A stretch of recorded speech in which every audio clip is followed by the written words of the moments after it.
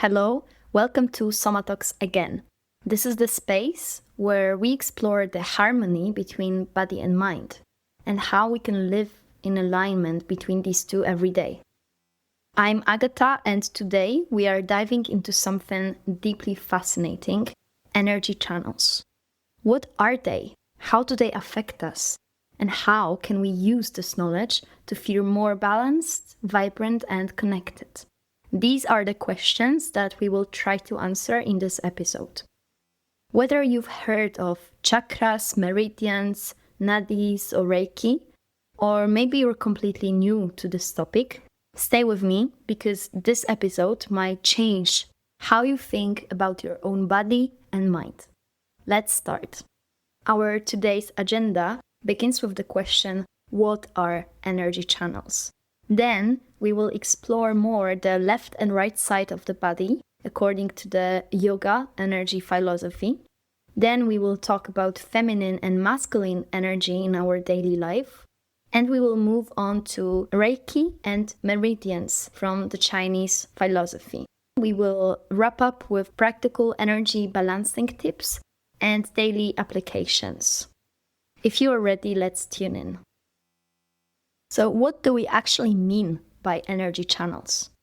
Across different healing systems and traditions, there is this idea that energy, which is life force, flows through us. In yoga, this is called prana. In traditional Chinese medicine, they call it qi.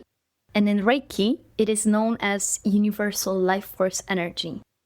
The body is not just a physical structure, but it has a very subtle energy, which we will explore today. For example, imagine tiny rivers flowing through you. Let's say these are your energy channels. When they are open and balanced, you should feel grounded, energized, and emotionally clear. When they are blocked or imbalanced, on the contrary, that's when you feel fatigue, anxiety, or physical discomfort. In fact, different traditions describe these channels in different ways. Yoga and Ayurveda speak of nadis, and there are thousands of them, but three main ones: Ida, Pingala, and Sushumna. In fact, we will focus on Ida and Pingala. Then, we have Chinese medicine system, which talks about meridians. They connect to our organs and emotions. Lastly, Reiki focuses on restoring the flow of the universal energy within us to support our internal healing. What is fascinating is that no matter the culture, the core idea is the same. Energy flows through us, and what matters the most is the balance. After this short introduction, seems like we are ready to dive into the yoga philosophy of energy. There are two most important energy channels indicated by yoga, which are Ida and Pingala. Ida runs along the left side of the body, and Pingala runs along the right one. But these aren't just physical channels, but they are rather symbolic. So Ida is connected to the moon. It is calmness, intuition, and cooling energy. We sometimes call it the feminine aspect. Pingala, on the other hand, is linked to the sun. It is linked to action, logic, and heat. It's believed to be the masculine energy symbol. And just to be clear at this moment, feminine and masculine aren't about gender. They are about qualities that we all have within us. When we lean too far into one side, life starts to feel off balance. So too much Pingala means we burn out, we are stressed, we are constantly doing something, which leads to the constant fatigue. When we have too much Ida, we feel sluggish, unmotivated, and very often anxious. So the goal again is balance. And one of the most powerful tools for this is breathwork. Let me stop here for a moment and remind you again that breathwork is a very powerful, versatile tool, which I completely recommend to check out. If you haven't done so, remember that the first episode of Soma Talks is exactly about breathing, breathwork, and pranayama, as we call it in yoga, so don't hesitate to check it out. A good example of linking breath to energy channels is the alternate nostril breathing, so-called nadi shodhana. This technique literally balances Ida and Pingala. Indeed, we will talk about that in the practical section later, so stay tuned. Now it's time for the next section about feminine and masculine energy in our daily life. So let's dig deeper into this topic. It's a very basic energy principle because this shows up everywhere. In yoga, the feminine energy, Ida, is very receptive, creative, and nurturing. The masculine, Pingala, is more structured, more active and focused. Now, if you were to think about your day, are you constantly doing something, trying to achieve something, pushing forward? If so, that's Pingala dominating. But if you're rather a dreamer who likes to plans but doesn't really take actions, that's maybe Ida taking over your daily life.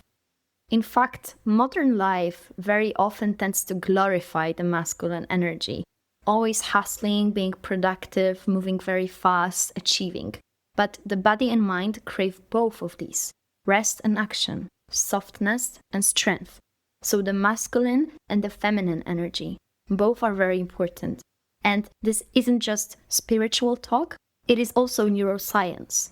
Your nervous system, in fact, consists of two subsystems, parasympathetic and sympathetic one. And these two reflect the balance which is expressed by Ida and Pingala energies. For example, parasympathetic system is responsible for resting and digesting, while the sympathetic one is responsible for fight or flight response. Overall, energy practices can help you shift between these two states consciously. Again, feminine energy is more receptive, intuitive, and creative, while masculine energy is active, logical, and structured. And we both have two of them, regardless of our gender. Modern life often emphasizes masculine energy, as I already said, which creates imbalance as a result. By consciously engaging the feminine energy, and noticing where meridian blockages show up, you can restore harmony in your body, mind, and emotions. Now we will talk about how to do it accordingly to the meridian philosophy. So the traditional Chinese medicine highlights meridians. There are 12 main meridians, each linked to an organ and emotional patterns. For example, liver meridian governs emotional balance and decision-making, while heart meridian is linked to joy and openness. Another example would be kidney meridian, associated to fear and vitality. So energy can stagnate in these pathways due to stress, maybe poor physical posture, or some emotional blockages and traumas. Signs of such blockages can appear as tensions, fatigue, anxiety, or some recurring emotions. By paying attention to meridian flow, you can tune in into your body's energy signals and therefore restore harmony through some practices. These include acupressure, stretching, or mindful movement. So think of meridians as the wiring of your energy system. It keeps everything clear. It ensures your overall vitality and balance. But that's not the end. We also have Reiki theory. It is a Japanese practice. It channels universal life energy, mainly for healing. Practitioners of Reiki use their hands to guide energy flow and help to release blockages. What's very powerful is that Reiki doesn't come from the practitioner, but it flows through the practitioner. So it's like turning into a frequency that's always available. A Reiki practitioner is just a transmitter of this energy to you. People often report feeling warmth, tingling, or deep relaxation during such a session, and very often they just fall asleep. You don't need to be a Reiki master to work with energy. You can start by being present with your own energy flow. Try to notice it, try to identify it, try to see how it changes. And that's what we will get into next. So let's make it real. Here are some simple practices that you can try today. Firstly, breathwork, again, especially alternate nostril breathing in regard to the energy balancing, called nadis. What you need to do is just sit comfortably Close your eyes and use your hands to close your right nostril with your thumb. Inhale through the left nostril, close the left one, and exhale through the right. Inhale through the right, close it, exhale left. That's one round. Do it 5-10 times and feel how calm and balanced you become. You can also pause your breath up and down. So when you inhale, you can keep the air within you for a couple of minutes and then exhale. Then you can pause again and inhale after a short break. Then you will make it more as a pranayama exercise with some pauses and retentions of breath. Second solution is energy scan. I also mentioned energy scanning in the episode about meditation, so also feel free to check it. Basically, what you need to do here is, as always, closing your eyes and mentally scan your body from head to toe. Notice any tensions, any heaviness, any pain that you might feel. And imagine sending light, breath, warmth, or just good energy to these areas. Then check how you feel afterwards. Third action is movement. Movement is a very versatile category of things that we can do. Movement is yoga, but movement is also walk. It's dance, it's running. So if you feel sluggish, do something active. This is also balancing energy through doing something contrary. Go for a walk, dance, do some yoga flows when you feel very slow at a given day. If you are feeling stressed and overactive, try yin yoga. So try to calm yourself down. Just lay down with deep breaths or go for stretching. Of course, this strategy might not work for everyone, but I really recommend you to work with your energy on the basis of contrary actions. If you are overactive, try to calm yourself down. If you feel too tired and too calm, maybe try to do something very active, which might boost your energy level. My fourth tip would be having some grounding ritual. For example, standing barefoot on the ground, on the grass, trying to imagine the energy coming from earth through your toe, through your legs, your belly, up to your head. Visualize those roots growing from your feet into the earth, because this might help you stabilize your energy. My personal tip for yoga practitioners is that I also imagine this process while doing balancing exercises. For example, imagine that there is a root going down to the earth beneath the mat. It really helps me be more stable in a position in the asana. It also emotionally calms me down. These simple things can really shift how you feel in a couple of minutes. And to sum it up, what would be the best set of daily applications of such energy balancing practices? Firstly, you should notice the emotional patterns, because they often indicate some energy imbalance or meridian blockages and so on. So firstly, notice, observe, identify. Then incorporate some action.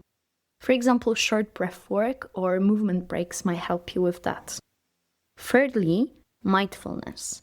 It's very linked to noticing and observing, but mindfulness is also a key in balancing feminine and masculine energy. Because these kinds of energies are very subtle sometimes, so you need to pay attention and act upon them. That's it for today. Remember that energy is everywhere and it flows through you constantly. When you learn to tune into it, balance it, you will unlock a deeper sense of alignment between body and mind, which should be your final goal, because this is our pathway to peace and final happiness. If this episode sparked something in you, of course share it with a friend. And if you tried practices, of course you can always let me know on the Instagram profile, Somatox Podcast, because I really love to hear about your experiences and get your feedback. So thank you for joining me again on Somatox. Stay tuned for the next episodes, and until next time. Somatox, Agata Daras.